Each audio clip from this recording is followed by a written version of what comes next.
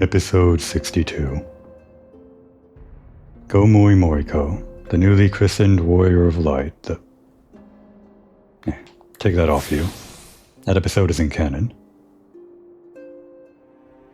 The newly christened Warrior of Light has a lot to do now that the advent of the 7th Astral Era has come. Of course, there are the 7th Astral Era quests, which take place starting with the patches they released after A Realm Reborn, the base game. But that's something that happens in patch 2.1. For players that reach the end of the base game of 2.0, there were still some things to do before entering all of that. The problem I'm facing now is that after completing the Ultima Weapon quest for the end of the A Realm Reborn storyline, there are quite a number of quests that opened up to me. A lot of optional side dungeons, Beast Tribe quests, which were already available before the weapon, but kind of hard to approach at that time. There are also trials, both necessary for continuing the game and not necessary, as well as raids, both Alliance and normal 8-man raids. In order for my sanity, or to keep my sanity, I'll be taking them on in order, as much as I can, and as much as I can remember, the order that they came out in originally, with some exceptions that are maybe too unreasonable to do at this point in time. Starting with the 2.0 stuff that was available at the endgame of A Realm Reborn, then moving on to 2.1, the things released in that patch, which includes Minfilia's story content, all the way up to 2.5, taking on the side content and main content in that order. What Minfilia has for us here, the Price of Principles, was a 2.1 thing, so that'll be for later after we complete things released in 2.0, like this recurring problem. It shows up as a blue side quest thing, but from my understanding, this is still required in order to continue past a certain point. I think past 2.5 or something, if you want to continue the main quest.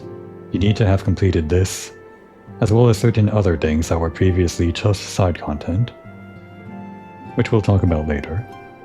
For now, this will be the main content we'll be looking at, as well as picking up any other things that we may need to consider as necessary.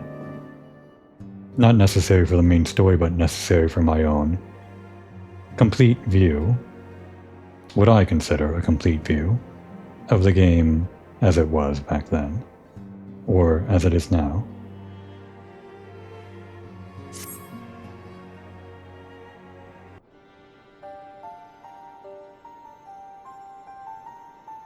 I know you have scarce had a chance to rest, but I'm afraid there is still work to do. Yes, Komori certainly hasn't been faffing about in the Gold Saucer. Definitely not.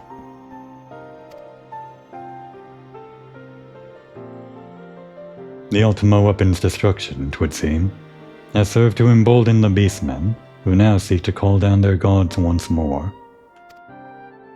Even as we speak, the Amalja, the Ixal, and the Kobolds are making preparations for their respective summoning rites. And that is but the half of it. Much to our dismay, all 3 tribes were somehow able to procure vast quantities of crystals. Oh, is it my turn to say something? Ahem. Basically, this means the primals will be stronger than they were before. Far, far stronger. Their previous incarnations will seem as pale imitations. The Beast Tribes, we believe, began hoarding crystals with a vengeance in the wake of the Ultima Weapon's maiden appearance. You will remember that as the time it devoured 3 primals in one sitting. The Grand Companies are aware of the potential primal outbreak. Alas, due to the losses they incurred to ensure the success of Operation Archon, they are ill-equipped to take any meaningful measures. After deliberation, the leaders concluded that they must needs turn to us once more. To thee. The etheric waves that were observed in Moradona do not appear to bear a connection to any beast tribe. Yet much and more still remains beyond our knowing. You must be prepared for all possibilities. I am loath to send you into the midst of danger again so soon, but none have proven themselves more capable against the primals than you. Will you undertake this mission, Komoi? You have my thanks. I truly do not know what we would do without you. Go ahead, Thancred. Ahem. With circumstances as they were, I haven't had the chance to properly express my gratitude. I owe you my life, Komoi. Thank you, from the bottom of my heart. A string of failures had left me feeling powerless. I wanted to be stronger, that I might do right by my fellow scions. But instead I caused you all no end of grief and suffering. I swear to you, it shan't happen again. Owing to everyone's ministrations, I am quite recovered now. I hope to return to my duties again soon.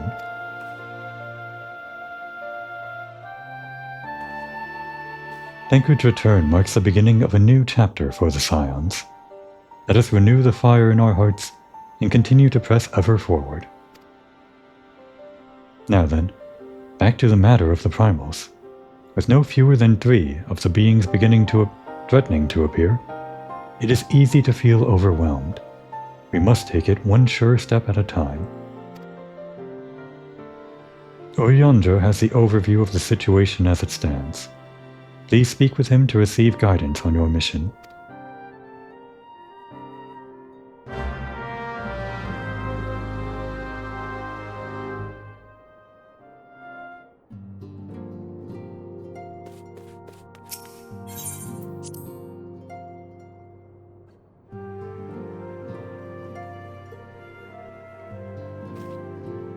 Now, who's hanging around?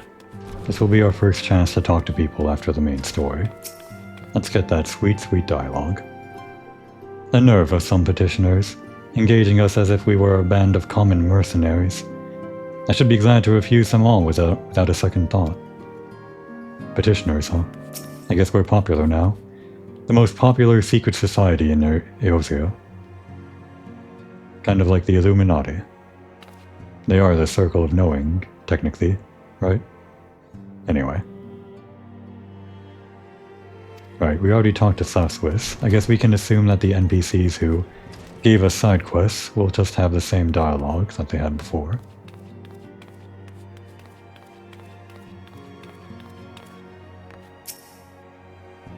In bringing the struggle against the Empire to a decisive end, the nations of Eorzea spent much of their military strength. I fear the beast tribes have caught scent of this temporary weakness, and will give us scant leave to rest.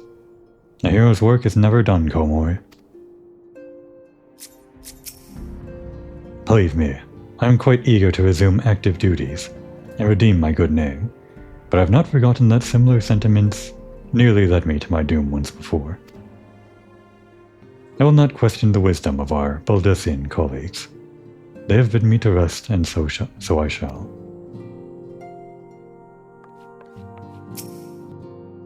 So much has happened in this place. If the walls could talk, such tales they would be able to tell. Just when I dared to believe the peace had arrived, another primal awakens. I say, has there ever been any rest for the weary? Arnvold might have something to say. No. Still the same. That's to be expected, of course. He's still grieving. And Urianger, our main man for the side content. Such knowledge as I possess of the beast tribes and their primals is at thy disposal. Whether man or beast man, we are wont to seek power when plunged into the black depths of despair. That despair doth begin with the Amalja, who may have already summoned forth Ifrit. With our comrade Thancred now returned, thou wouldst do well to seek his counsel. No reward. Sometimes we usually just get a little bit of I don't know, gil or experience. It's so rare that we actually see the no reward on the quest screen.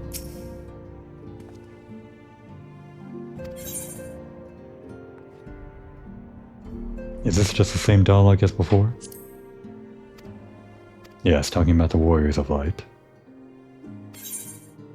Right?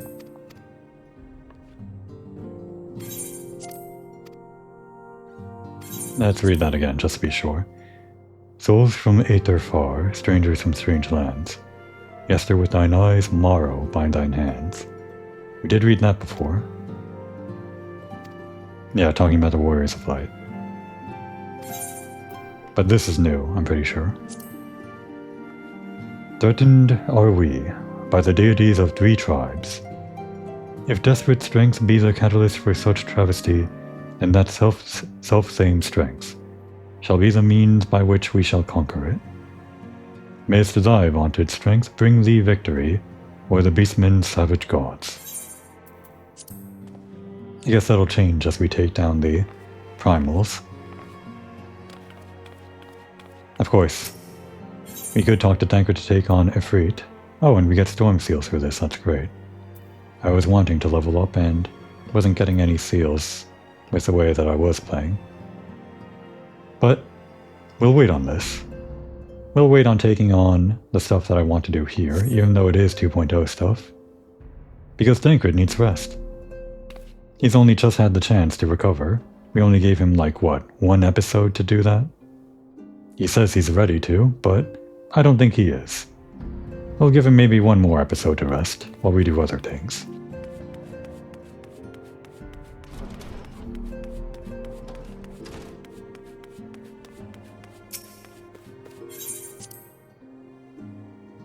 Now the primal quests are of course 2.0 stuff that I want to take on first. There are other 2.0 stuff that I want to take on maybe after the primals, but there's actually some stuff from way beyond 2.0 that I want to take on now, which I think would just make sense to take on.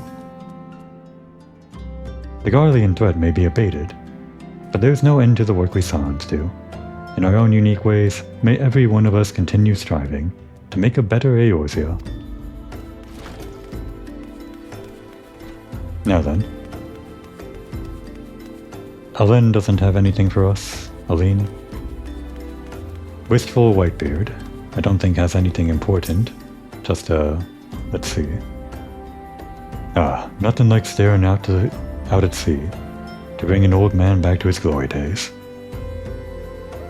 Aye, the good old times when his whole life still lay ahead of him, and the greatest adventurers were yet to be. Oh, greatest adventurers were yet to be. Yeah, don't you know any better than to sneak upon your elders like that, young'un? Are you trying to send me to an early grave? Oh, not early, as such. But don't tell me. Aye, I can see it from the look of you. You're an adventurer, and an accomplished one at that, yes? You may not be the greybeard I am, but I reckon you've a memory or two you'd be keen on remembering.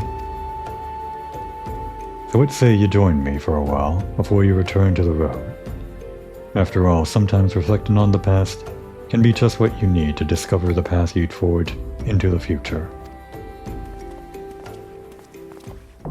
And there we go, New Game Plus.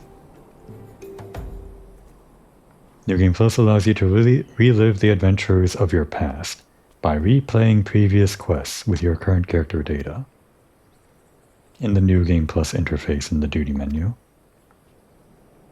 Special rules and conditions apply. I wanted to unlock that, just for the sake of re-recording anything that I happen to lose footage of. Thankfully that hasn't happened yet. I haven't had, I don't know, corrupted footage or corrupted audio yet. Although there was one instance where I had, I think in Hawk Manor, some weird visual and audio problems with skipping every few seconds. Don't know how that happened, but it could happen again. If something catastrophic happens, then I would need New Game Plus to re-record any missions that I already cleared, I think. Of course, New Game Plus doesn't encompass everything, so I'll still have to be careful, I guess. Now, Nedrick. Ah, yes. weapons. Was this 2.0? Well, we're not really going to do the weapon, so we'll just at least pick it up. F is the adventuring of light. Your gear holding up against the rigors of the trade. Make no mistake, my friend, the quality of your weapon may well prove the difference between life and death. If you're serious about such things, there's someone I can introduce you to. Her name is Rowena, and she is a collector of all manner of rare artifacts.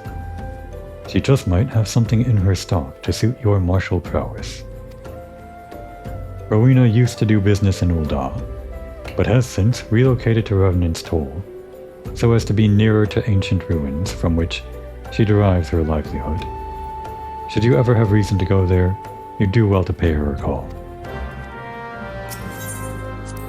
And this is something for a later point in time.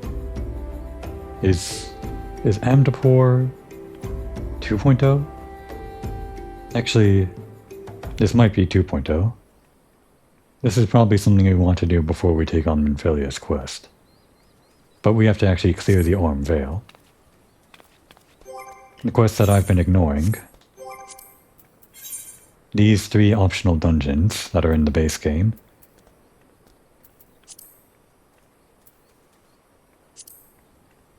We'll take them on in order, but probably after we do some of the primal stuff. Or maybe before, we'll see. This one, however, is a level 50 thing, which I think they expect you to do after clearing the main story. Now this would be the first time that we've actually been able to fly on camera. So let's have a look at that.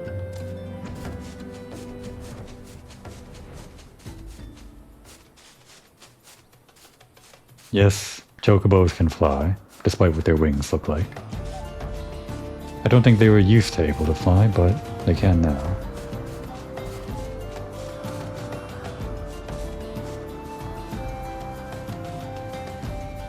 And this is what it looks like from above. Kind of strange, isn't it? I mean, it's modeled up here, but it doesn't really look reminiscent of the landscape that we traversed down there. It's all covered up by a ceiling and whatnot. It looks better from below is what I'm trying to say. Though it is nice to see Ul'dah in the distance. This does have the unfortunate side effect of making everything seem that much smaller. But still, it's a priceless view. Try to stay zoomed in so as to not ruin the illusion as much as possible. On this map alone, we could visit so much. This little gully down here that we're staring at over in this direction, where we did the Black Mage quests, all within reach. This little port over here, Crescent Cove, not really visible, but just over there behind the wall, where we did some quests for the Brass Blades and had a kind of climactic showdown. Way over there, we can fly to in no time. Not too long ago, our big showdown with Rutaten seemed so distant at the time, or at least it seemed like a decent hike to get to. But in the span of a few seconds, we're right where we assassinated him. Can't fly into the castrum proper. This here marks where the barrier ends, the invisible barrier. But we can fly all the way to Ul'dah.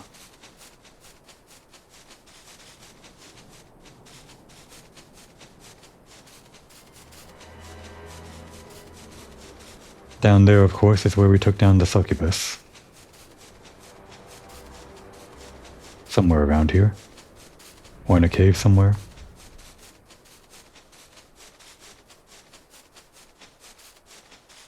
I guess most of our memories of this region are the Thaumaturge / Black Mage quests. Actually, mostly just Thaumaturge. Black Mage takes place in the northern region, or the eastern region.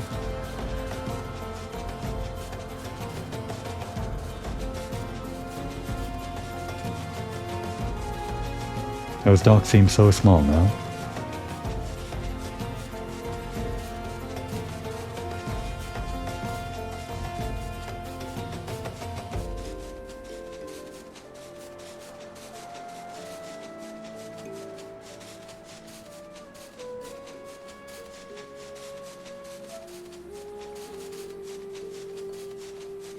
Here's the area where the one brother of the thaumaturge quintumvirate or whatever of leaders, where their brother kind of did a lot of alchemy stuff for one mission. I don't know if he frequents this area. I forgot his name. I guess he never became a thaumaturge, kind of stuck as a alchemist. Hope he's happy with that lot in life. I don't think we'll ever see him again.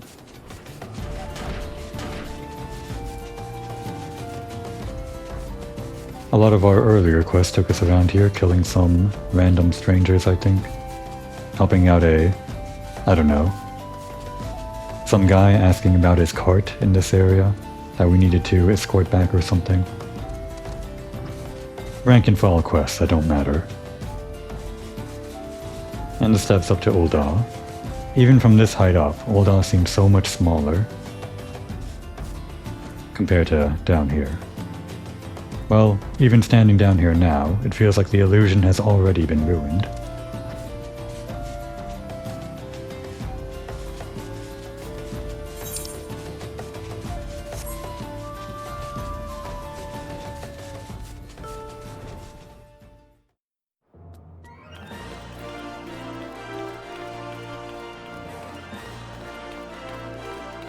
Now then, the thing that I wanted to do before we actually start with the primal quests was in this area.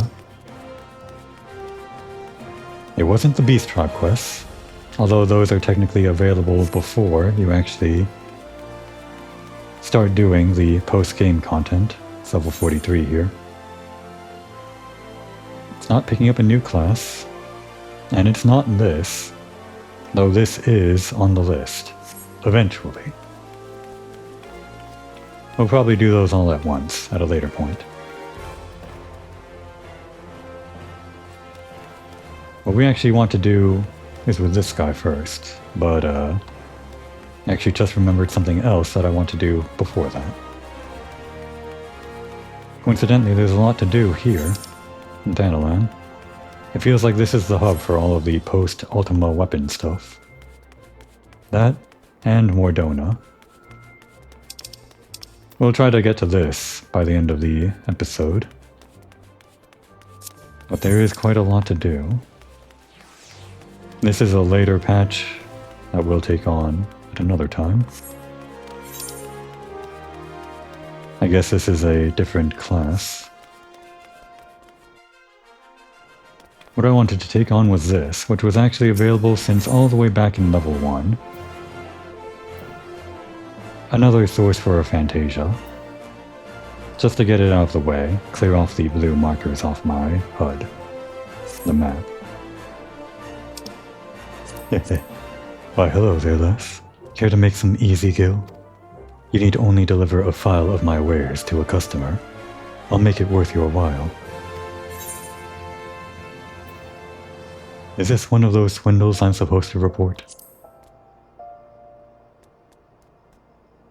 Heavens, no.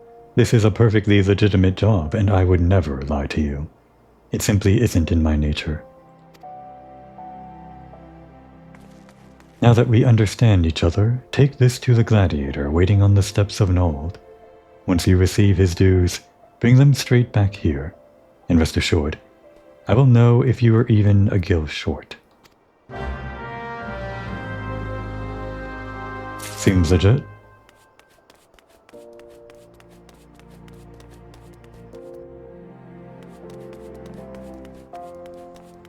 This was added in around Dawntrail, the most recent expansion, as an early way for players to get another source for Fantasia. The other one being what we just recently got from the final quest of A Realm Reborn. Not only does this give the player more chances to reconsider what they want to look like, It gives them an earlier entry point if they find themselves not wanting to create a new character, but not wanting to continue all the way past the entire A Realm Reborn story before changing what their character looks like. This is taking forever. Maybe it really was too good to be true.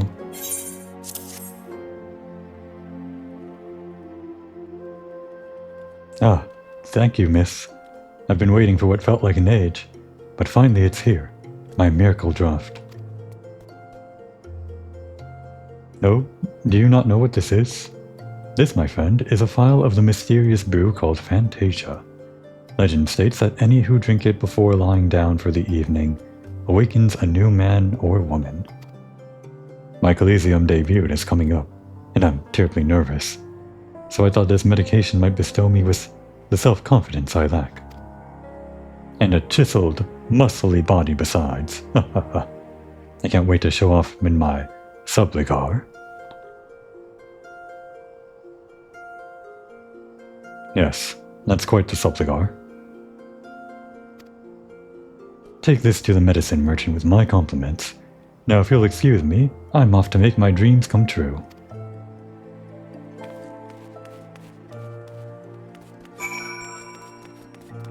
Guess that guy really likes subligars.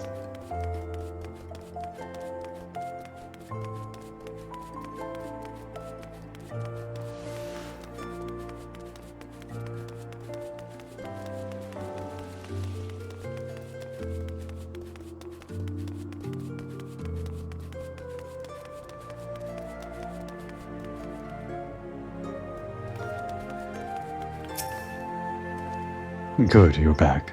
And with my payment, I expect.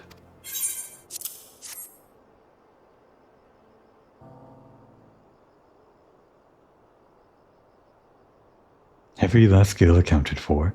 I knew you'd be right for the job. Now for your payment. But what's this?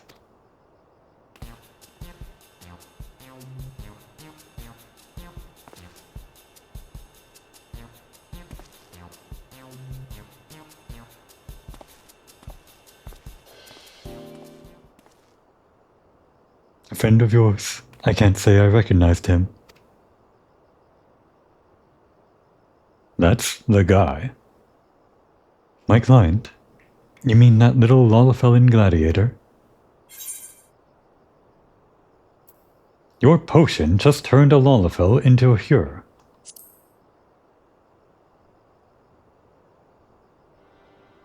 Who's to say? I have no way of proving that man was indeed my client. But if it would sate your curiosity, I believe I can spare you a file for your own experimentation.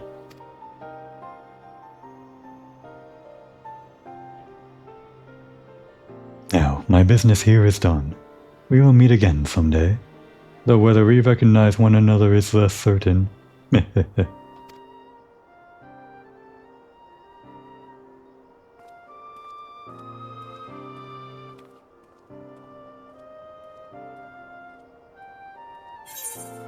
And now we have another Fantasia. I'm not sure if you're only allowed to hold one or something, or if you put some in your Chocobo saddlebag, and you're able to put more in your inventory. Some items work like that you can only have one on your person, and you either have to put it somewhere else or give it to a retainer or something like that. But the neat thing about Fantasia is that you can drink it immediately, and you'll indefinitely have on your character in the title screen the option to change your character data, freeing up your inventory for another Fantasia, like I've done now. Except, I've already used the Fantasia that I had previously. Actually used it before the previous episode, which was why my portraits were all messed up. Is it obvious what I changed about Komori? It's been about 1.5 episodes now. Has there been any noticeable change? Well, that's because there hasn't been. I only used the Fantasia for one thing, and that was to change my guardian deity.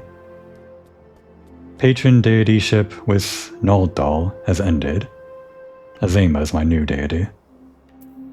Really, Naldal never really did anything for us. I just kind of picked that to match the Halloween month that I was going with, around the time I was starting. But Azema did everything for us. This earring that she gave us, or however we got our hands on it, gave us a pretty sizable experience buff, and will continue to give us an experience buff all the way up to level 90. Really, she should have been our deity from the start, considering her symbology with suns and my own passing interest in that symbology, but that's neither here nor there. Let's just say that with the advent of the new astral era, the umbral time of Naldal has ended and the sunrise of Azema has started.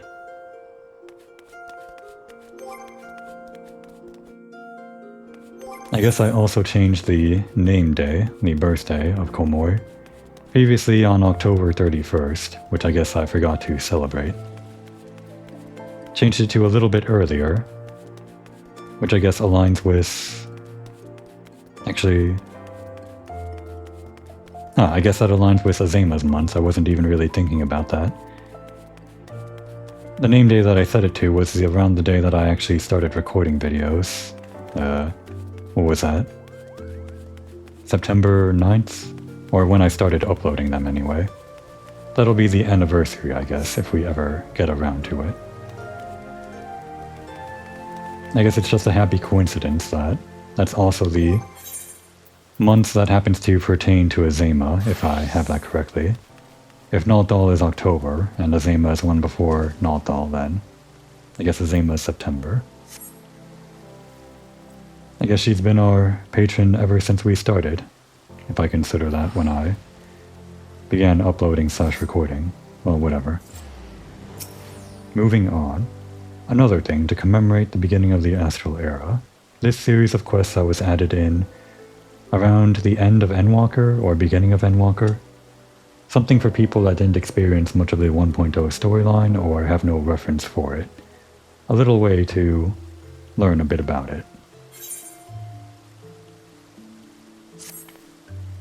Of course, only available after clearing the ultimate weapon. That determined set of your jaw. That dynamic presence. As if you're ready to leap into action. There's no mistake. You're an adventurer, and a dependable one at that. Tell me, are you familiar with the name Louis-Sois Leveleur? Of course, Komoi has heard the name several times, but she forgot. I've never heard of him. What? You don't know the legendary Archon who they say saved Eorzea from the calamity? Well, I suppose there's something to be said for fresh perspectives. Forgive me my suddenness. I am Nanonji Nononji, a budding writer, and I seek to pen a biography of the great man. In particular, I wish to cover his movements leading up to the calamity. And to that end I've requested an interview with the Immortal Flames. He served in the Eorzean Alliance as a tactician, you see, so there ought to be someone in the Order who had dealings with him. And while my request has thankfully been accepted, there's just one problem. I don't have much experience conducting interviews, and I'm worried whether I'll be able to do a proper job. As an adventurer, you're doubtless used to dealing with people, thus I would like to ask you to accompany me in the capacity of an assistant. It would be tremendously reassuring to simply have you watching on. And if you're amenable, afterwards I'd like to interview you as well, for your own impressions. For your troubles, I'll be certain to credit you as a collaborator. So please, won't you help me with my biography, that the memories of the calamity might be preserved for future generations? I'm in your debt. To begin with, please come with me to Camp Drybone in eastern Danalan. There's a place I'd like to visit ahead of the interview. I don't think Komoi is very interested in biographies or whatever, but the name Leveleur rings a bell for her, and she's going to stick around until she remembers. She should remember immediately that it's the name of her comrade Alphinaud, of Relure. But she doesn't remember yet. There you are. To explain why we're here. Oh, but I haven't even asked your name. How am I supposed to credit you if I don't even know that much? Komori Moriko, the Komori Moriko, the champion of Eorzea. Small wonder I felt you were dependable. With one such as you helping me, everything will surely go well.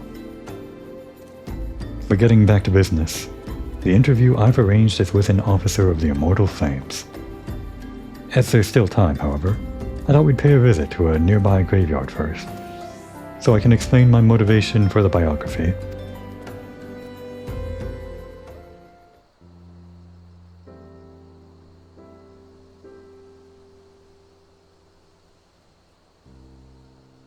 I come from a small village near the Cartino Flats. It was burned down in the calamity, and those who died were laid to rest here. My parents among them. It's hardly an uncommon tale. After the dread primal emerged from Dalamud, he unleashed fiery devastation across the length and breadth of Eorzea. But as much as the calamity has scarred the realm, it is quickly becoming just another event in the history books. Beyond occasionally giving thanks to the Archons that Eorzea was saved, people spare it little thought. But when you've lost so many loved ones, it's hard to feel that anything was saved. That's why I wish to know more about Louis Soir. By learning about his part in Eorzea's salvation, I hope that I will attain closure. That's my motivation for writing the biography.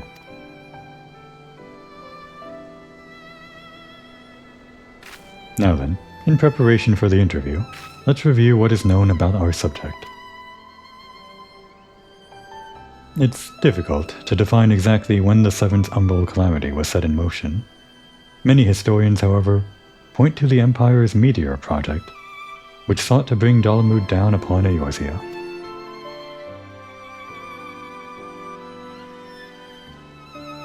It was the year 1562 of the Sixth Astral Era.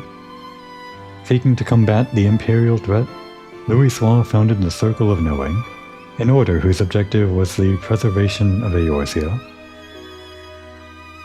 In the middle, just to take note, that's of course one of Gridania's patron deities, a depiction of her, artist interpretation, I suppose.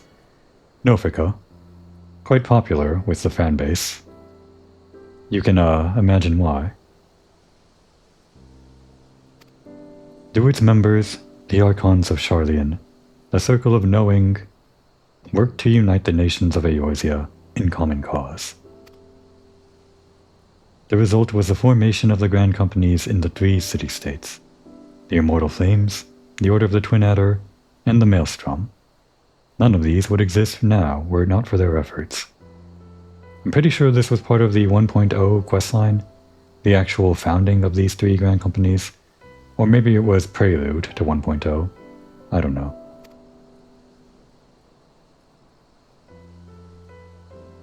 And then in the year 1572, which may be when the actual game began, maybe?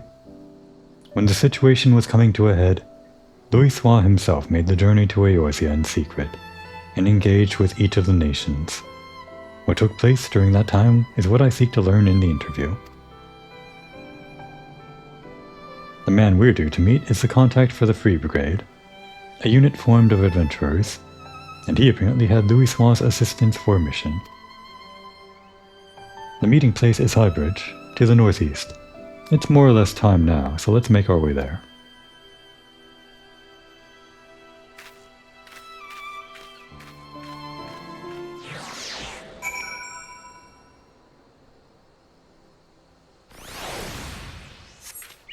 And with flying, this will all be a cakewalk. Even if we can't directly teleport, anywhere is within a few seconds' reach, at least in a realm reborn.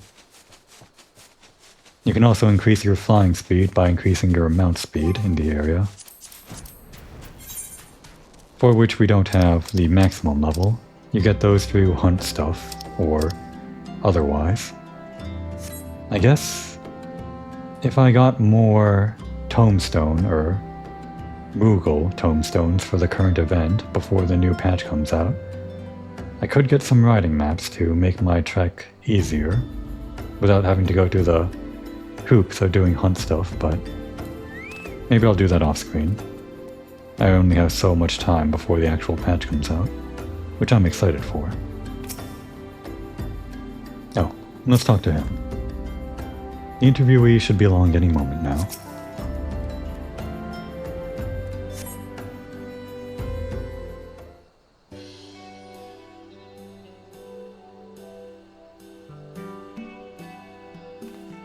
Nanji looks kinda cool, doesn't he? Kind of a cool design.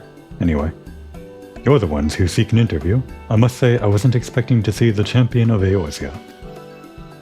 I am Nanji Nanonji, the writer who made the request, and Komori is kindly accompanying me for the interview. I can't thank you enough for taking the time out of your busy schedule to humor me.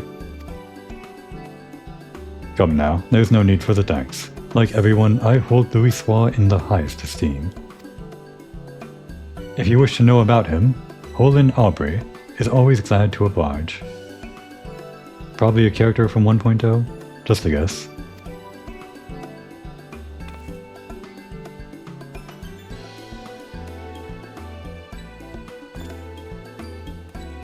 Without further ado, then, let us begin. My understanding is you had dealings with Louisoix. Could you please tell me the details? As you know, our grand companies were formed thanks to the Circle of Knowing. But it wasn't until Dalamud began turning red that Louisoix first appeared.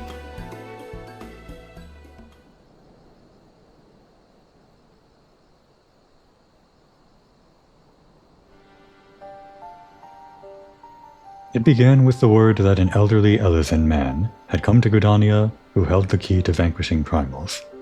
Upon learning this, I sent an adventurer of the Free Brigade to make contact with him. Is that adventurer maybe the 1.0 character? Just guessing. I later learned that the Maelstrom and the Order of the Twin Adder had done the very same. At the time, our companies weren't yet collaborating. Each one only thought to stay ahead of the others. If truth be told, at first we didn't think much of Louisoix, only that he was the leader of scholars who studied peculiar prophecies. But when the adventurer reported back, our opinion of the man completely changed.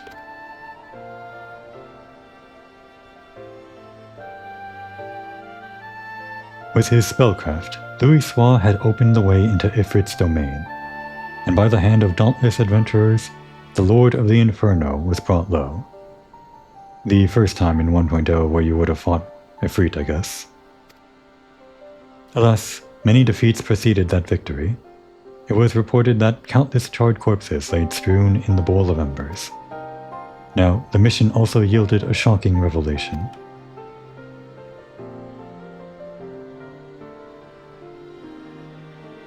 Following the battle, Legatus Nael van Darnus of the 7th Imperial Legion appeared and told the adventurer that the hour of reckoning was at hand, that Dalamud would soon fall and cleanse the land. That was when we realized the Empire was behind the Red Moon's anomaly.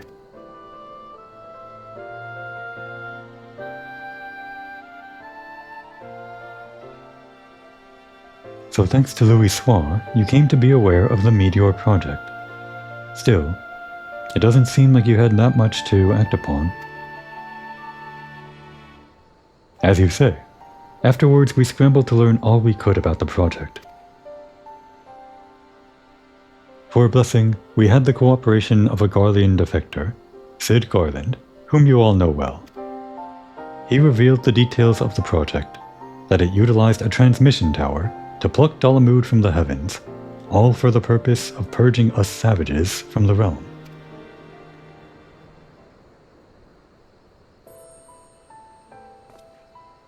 I could continue telling you what I know, but from this point on, There is someone better suited than I am. If you are interested, I would be glad to introduce you to this individual. What say you? Well now, we'd be keen to speak with this person indeed. Very well. I will send word to the Adder's Nest. If you could take yourselves to Opkalu Falls, I will arrange for a meeting there. To go to such lengths to help us, I can't say how grateful I am.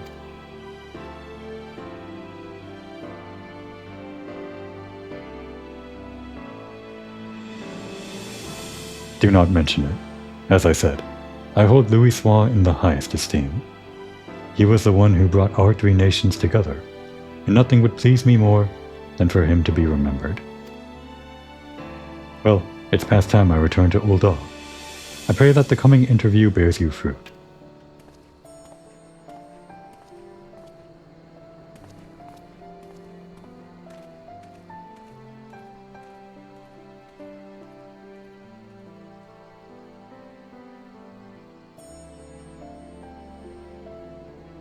The lieutenant certainly has a great deal of respect for Louis Soir. And thanks to him, we have another promising interview. Come, let's head back to Gridania, where the Archon had sojourned.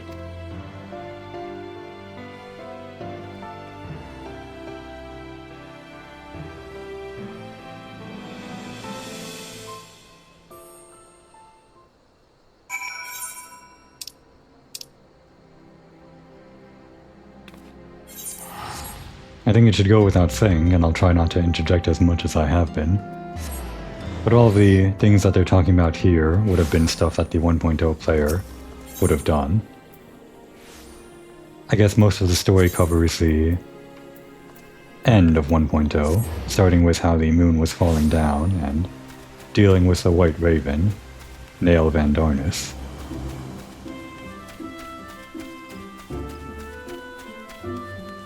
There was probably a lot of story before then. I don't think the 1.0 started or even had much going on before. What I mean to say is, I don't think the 1.0 story got immediately into the moon falling. That was only towards the end when they were beginning to cut off service or ramping up to that and planning for Realm Reborn. So this is Opkalu Falls. The conspicuous lack of the creatures aside, it's quite a beautiful place. Now then, the person we're to meet should be along shortly.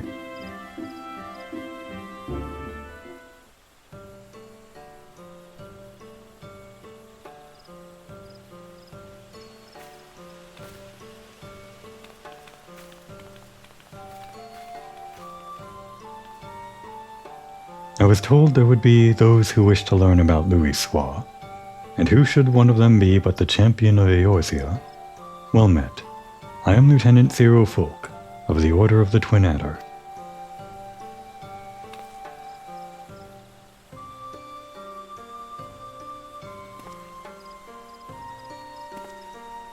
Nanonji Nononji, at your service.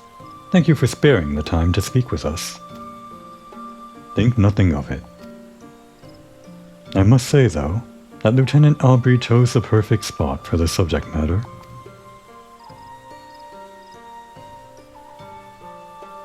Louis Soir spent much time in rumination here in the days before the calamity. We Gridanians being somewhat reserved by nature, at first the citizens kept their distance.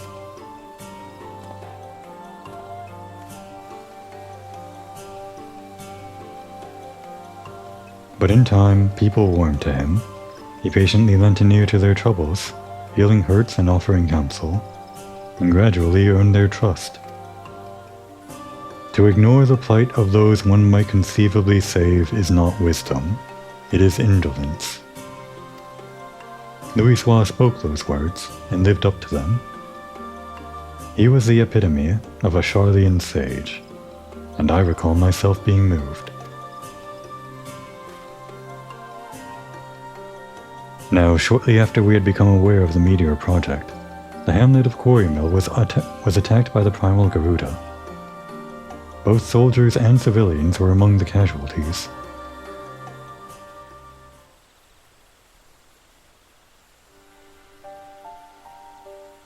The Order of the Twin Adder moved to vanquish the Primal, but we were not alone. Through Louis' meditation, mediation, we had the support of not only our sister grand companies, but capable adventurers the realm over besides. Using an artifact known as the Vortex Feather, the Archon opened the way for a band of adventurers to sally forth into Garuda's turbulent domain, where they felled the fearsome being.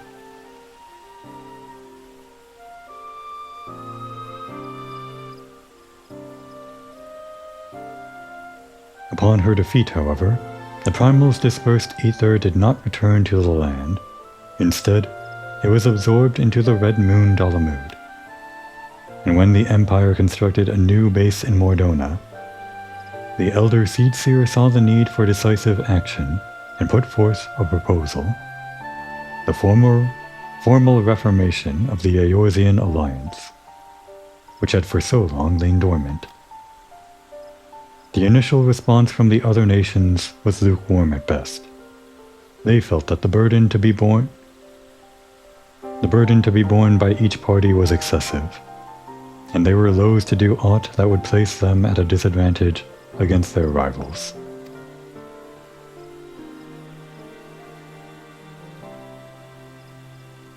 But the revelation that a lunar transmitter had been erected in the Imperial base prompted a change of heart. The tower controlled Dalamud's descent, and if it could be destroyed, then the Meteor project would be forestalled. After having constantly been on the back foot, our nations were motivated to join hands, that we might strike a decisive blow against the enemy. Thus was the Eorzean Alliance reformed, as the Circle of Knowing had hoped.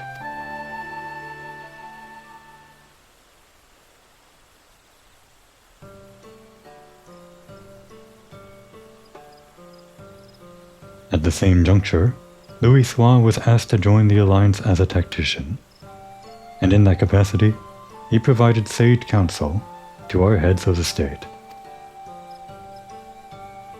So, although he was at first treated with wariness, Louis earned our trust through his actions, and paved the way to enduring cooperation between our nations. Indeed, were it not for him, we all would have perished divided. We owe Louis a great debt. Now then, I expect you might be interested in hearing about the operation to destroy the lunar transmitter. But for that tale, I would recommend you seek out another, a decorated soldier who actually took part in the operation. Although a hardened warrior, she is quite friendly and should be glad to regale you with her experiences. Shall I send her word on your behalf? We'd be duly grateful. Very well. If you would take yourselves to Maelstrom Command in Nimsalominsa, I shall see to it that she knows to expect you. With that, I shall take my leave. I pray that the biography is a success.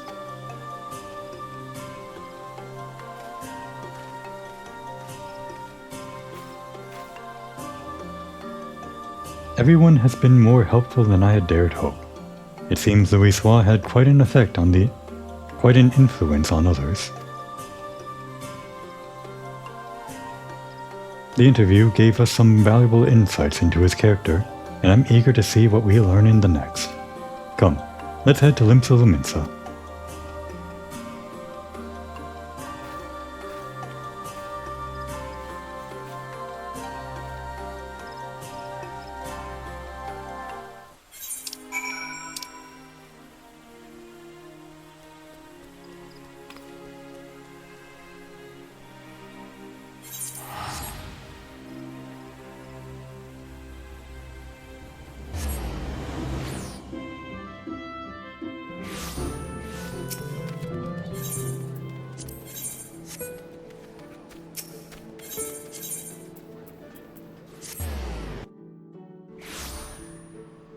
This way.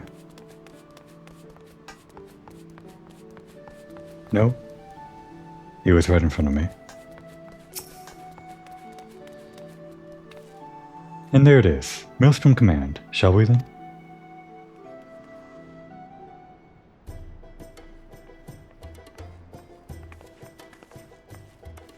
Private Moriko, ever a sight for sore eyes. And you must be Nananchi.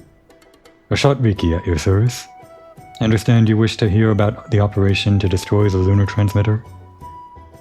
We've actually spoken to Rashat quite a bit. Maybe she's a 1.0 character and I didn't realize it? Indeed. I'm penning a biography of the Archon Louisois, you see, for which I'm interviewing people who had dealings with him. I truly appreciate your time. You're very welcome. I would be glad to assist even if it wasn't a request from Lieutenant Volk.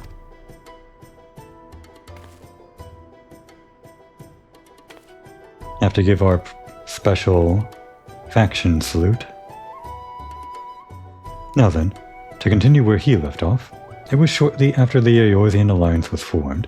Our scouts returned with word that the 7th Legion had activated the lunar transmitter in their fortress in Mordona. Now known as Castrum Sentry, the fortress was originally called Castrum Novum, before the 14th restored and renamed it, confirming what I thought about the name change from 1.0 to 2. It was in order to break through its defenses and destroy the transmitter that our three nations joined hands. And we were determined to succeed. The strategy that Louisois proposed was elegant in its simplicity. While our main force drew the Guardians' attention with an all-out siege, an elite band of adventurers would infiltrate the castrum and make for our objective. Seems like a pretty common play.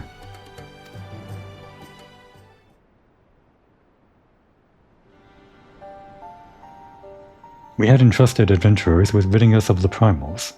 Now we entrusted them with the very fate of Eorzea.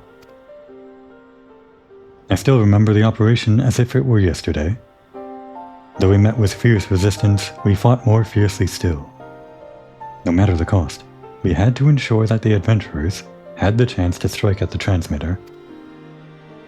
And when the messenger arrived bearing word that they had succeeded, it still makes my heart soar to recall that moment of triumph.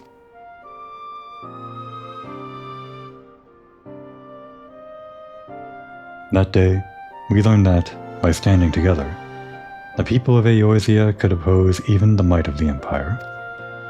'Tis no exaggeration to say that the victory paved the way for Eorzea's future.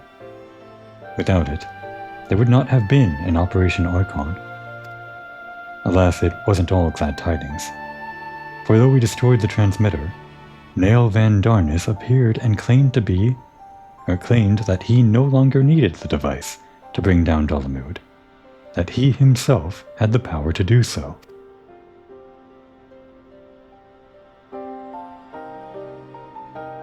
So long as Van Darnus lived, the threat of destruction remained, and so branding him an enemy to all life in Eorzea, the nations of the Alliance undertook a desperate manhunt. At length, they located him in Korthus and sent their greatest warriors to hunt him down.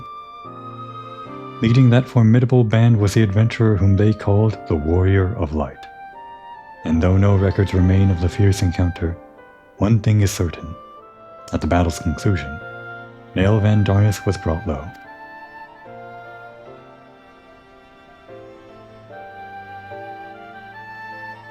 As you know, however, our woes did not end with the White Raven, for Louisois and his disciples determined that Dalamud would continue to fall. In a last-ditch effort to prevent the realm's annihilation, the Circle of Knowing issued a request to the Eorzean Alliance to secure the Cartano Flats, where the Red Moon was expected to crash. It was no simple task, for the entirety of the 7th Legion had amassed in Cartano, but it was necessary in order to perform a ritual to stop Dalamud, a ritual that invoked the power of the 12. So it was that the Battle of Cartano was joined, and I dare say, you know how the tale continues. This thus links up with the opening cutscene that we are able to view at the beginning of 2.0. Well, not the opening cutscene, but the opening cinematic that you can optionally view before starting the game.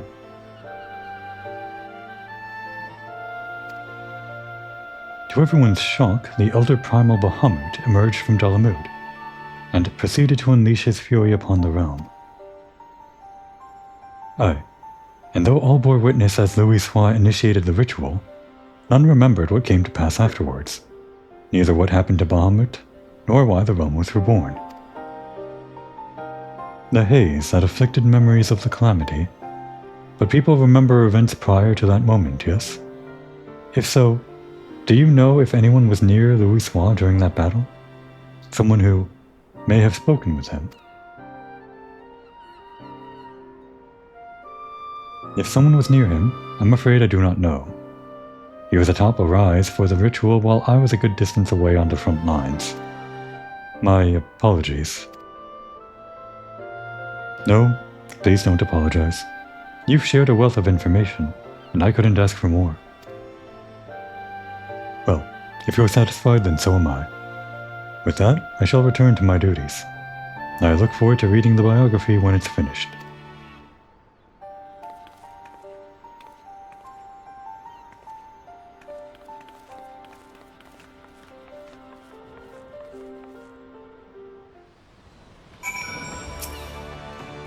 Now, I have a grasp of events leading up to the calamity, and yet...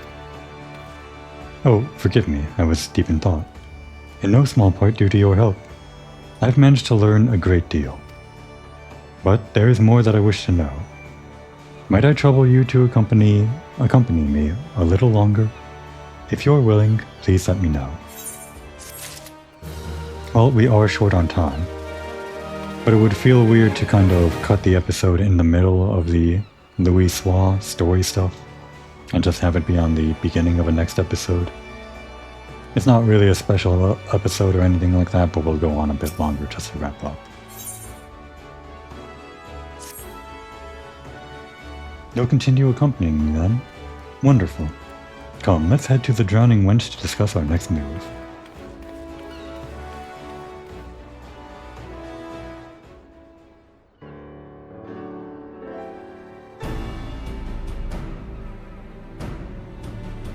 Our research proceeds apace so far. We've even learned things not found in literature. But tell me, based on what you've learned, or what you've heard from our interviewees, what is your opinion on Louis Soir?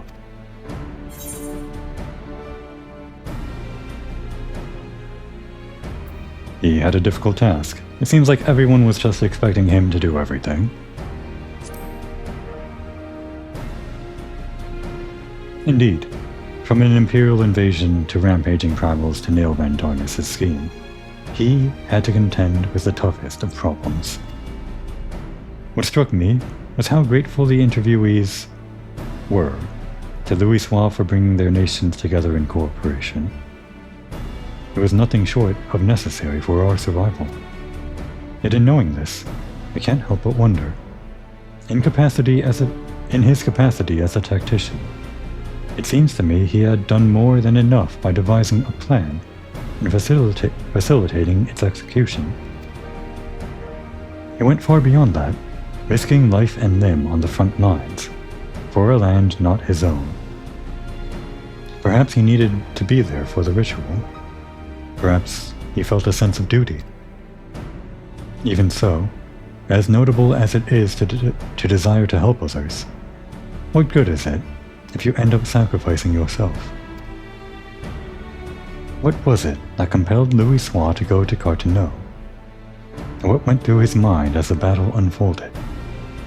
In order to do his biography justice, I feel I need to know these things. If Louis Soir had people near him at the time, perhaps he shared words with them in his final moments. Words that could provide some insights.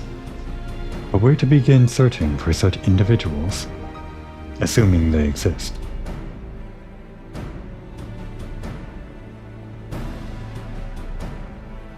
Sorry friends, but I couldn't help but overhear your conversation. Just so happens I know a bloke has served among Louis Soir's guard at Carteneau. How convenient. Truly, you know someone who was with him? Aye, and as far as I'm aware, he wasn't keeping the fact a secret. Just for good measure, though, why do you want us to speak with him?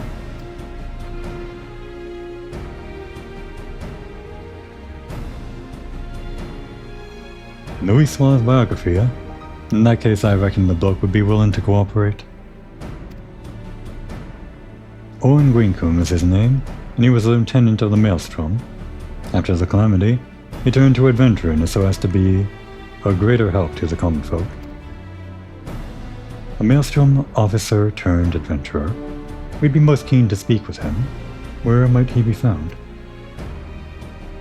When Owen dropped in the other day, he said he had business over at the Moorby dry docks. If you're lucky, might be as he's still there. Understood. We're in your debt. We can't let this chance pass us by, Komori. Let's take ourselves to the dry docks at once.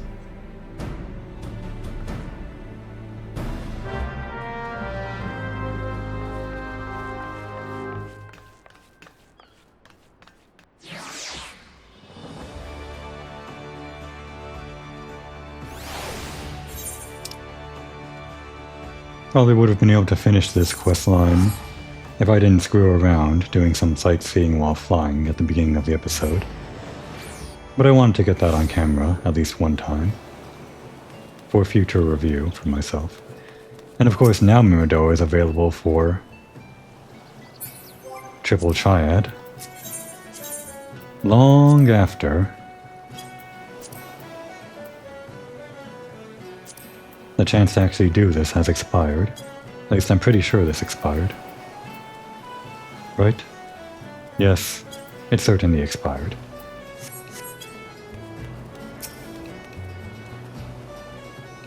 This isn't the quest.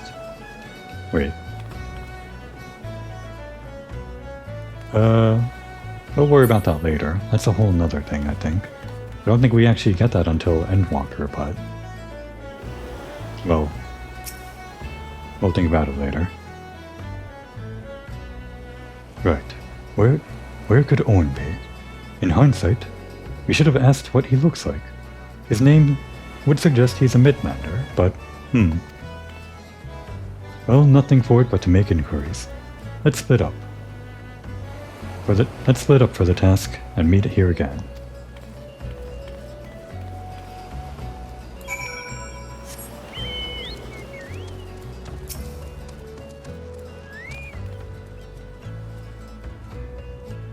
I'm sorry, but I've only just started helping out here. I'm still learning our customers' names. I couldn't say if it's the person you're after, but a man did come by earlier, who appeared to be an adventurer. He bought a Nymea lately, that we're currently trialing.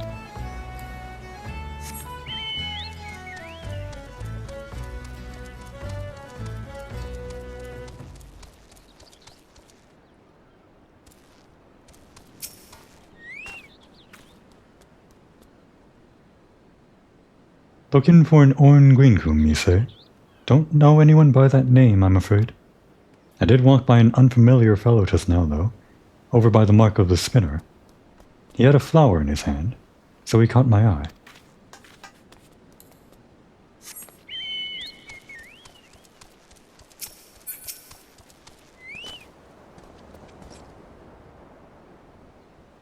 Owen? As it happens, I spoke with him just earlier. He said he wanted to buy flowers, so I directed him to a vendor. Not sure where he is as of now, though. You have an inkling of where Orn is. Time to rejoin Nananji. Right here. There you are, Komori. Were you able to learn anything? So a man who could be Orn bought a Nymea lily, then went to the mark of the spinner. If we hurry, we might be able to find him. Let's go.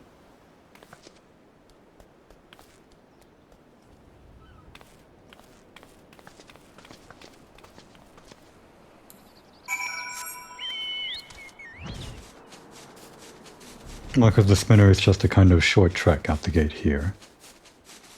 This gate does open for you, right? Yeah. Another one of the corners where these marks are sometimes hidden. I think I've probably been here on camera before, actually. If he was only just seen, he should be nearby. I don't know what month the spinner is. but these should glow during the month of the respective deity.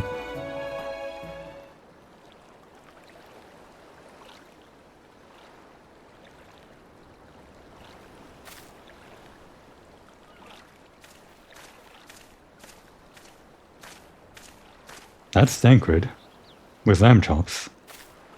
Of course, it's not Thancred. It's just a model similar to him. Begging your pardon, sir, but are you Lieutenant Orn Grinkum? I haven't been a lieutenant for years, but that's me. What can I do for you?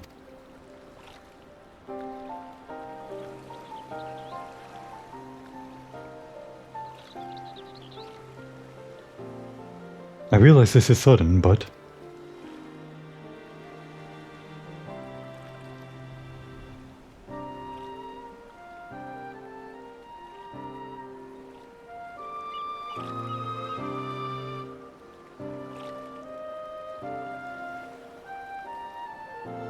So you're writing Louis Suar's biography, and want to hear my account as someone who was near on hand, at Carteneau.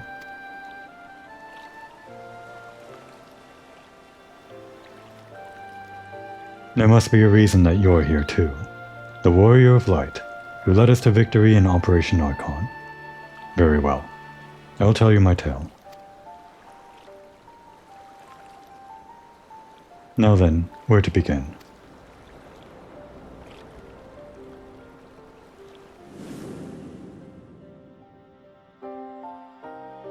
As you know, the battle was fought over the land where Dalamud was expected to fall.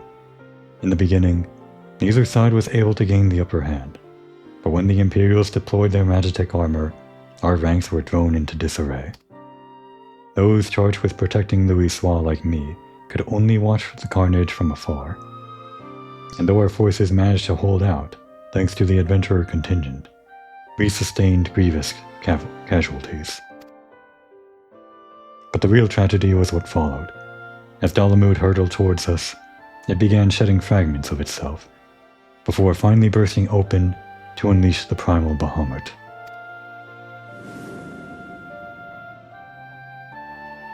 As all looked below on in shock, the battle completely forgotten, Bahamut took wing and spewed fire all over the land.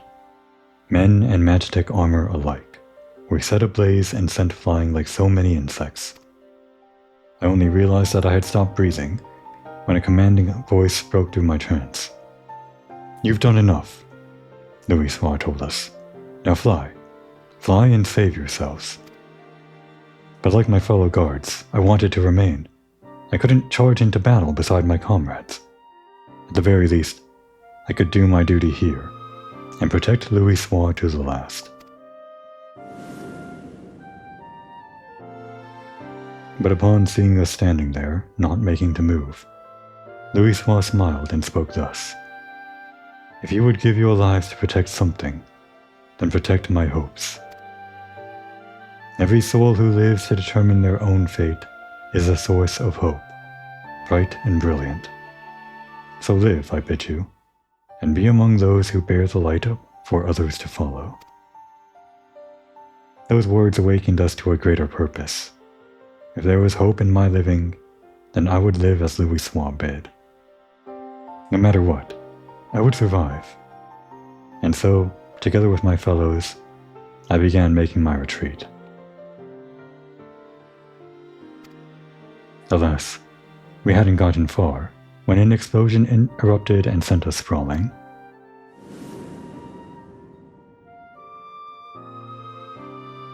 I struggled to my feet just in time to see the enormous, menacing silhouette of Bahamut looming over Louis Suar.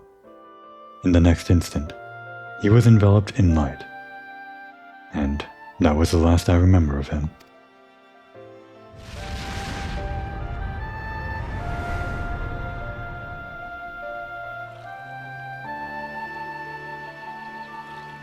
Louis Suar's final moment. Amidst that light, he looked to be smiling. What he was thinking in that moment I couldn't say, but one thing is certain. We all of us are alive, thanks to him. And following the calamity, it was reported that Louisoix had defeated Bahamut and set about the land's miraculous regeneration.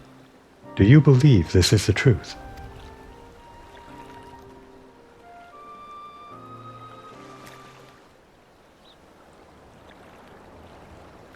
Every soul who lives to determine their own fate is a source of hope.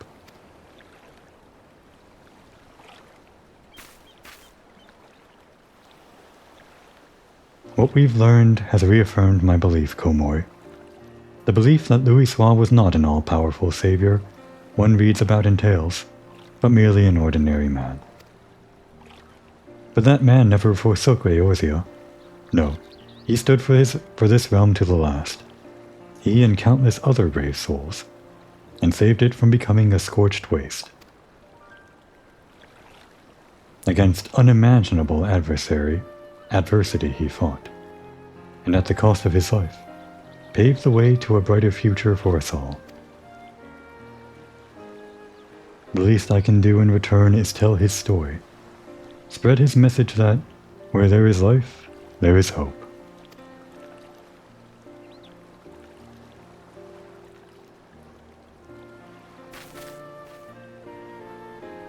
Thanks to your account, I believe I found an angle for the biography. I'm truly grateful.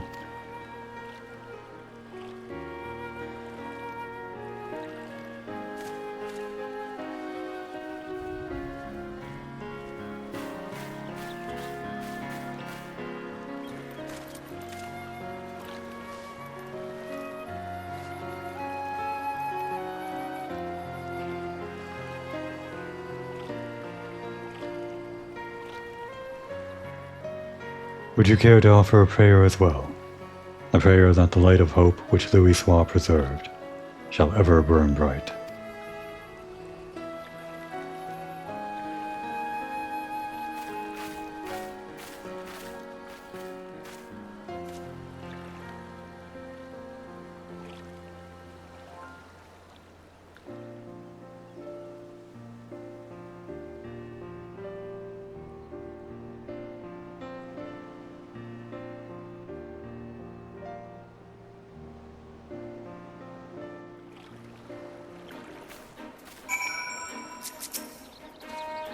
The calamity left deep scars across the realm. There was no place that did not want for help to rebuild. After being saved by our twin adder allies, I decided to become an adventurer. The better to honor Louisoix's legacy and lend aid to those in need. During my travels, I often hear your tales, and I'm glad I could share my own with you. Allow me to thank you again for recounting your experiences to us. Nay, 'tis I who owes you thanks for giving me the chance to share Louisoix's words.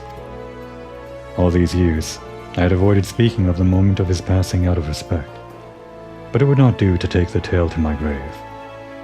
Through the biography, it is my hope that his spirit will live on in all of us. Now then, if you'll excuse me, I shall resume my pilgrimage to the marks. Wherever your travels take you, I shall be praying for your safety. He's going to all 12 of the marks then? Is he getting married? Who is his partner? The Mia lilies, the symbol of safe passage. As Louisoix stood there in Carteneau, I wonder if he likewise prayed for someone's safety. That's of course referring to how Louisoix kind of wrapped the 1.0 adventurer in a pillar of light and safe passage sent them into 2.0 5 years later. I'm not sure if the time travel is necessarily something that he did canonically, but I'm pretty sure that's what the cutscene kind of alludes to. The trailer / promotional entry video, whatever. At any rate, these interviews have yielded everything I had hoped for and more. Come, let's return to Ul'dah. I'll have your reward for you at Ul'dah at the Hall of Flames.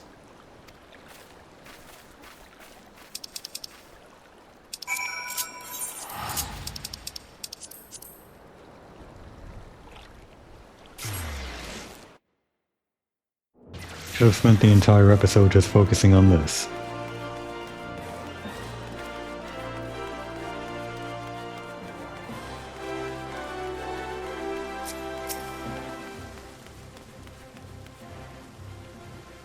There you are. I ended up troubling you longer than I had intended, but it was a truly fruitful series of interviews. How fortunate that we could hear from those who lived that fateful time. While I still have many questions, the biography is beginning to take shape in my mind. I also feel as though I've attained a measure of closure. Louis Soir fought simply as one of us, and he made the ultimate sacrifice that hope might endure. I've come to realize and appreciate, thanks to everyone. This I've come to realize and appreciate, thanks to everyone's heartfelt testimonies. Now then, last but not least, I'd like to ask you for your thoughts on something. According to Orn, Louis Soir smiled in his final moment. As he was enveloped in light, what do you imagine he held in his mind? How should Komori know? It's impossible to know.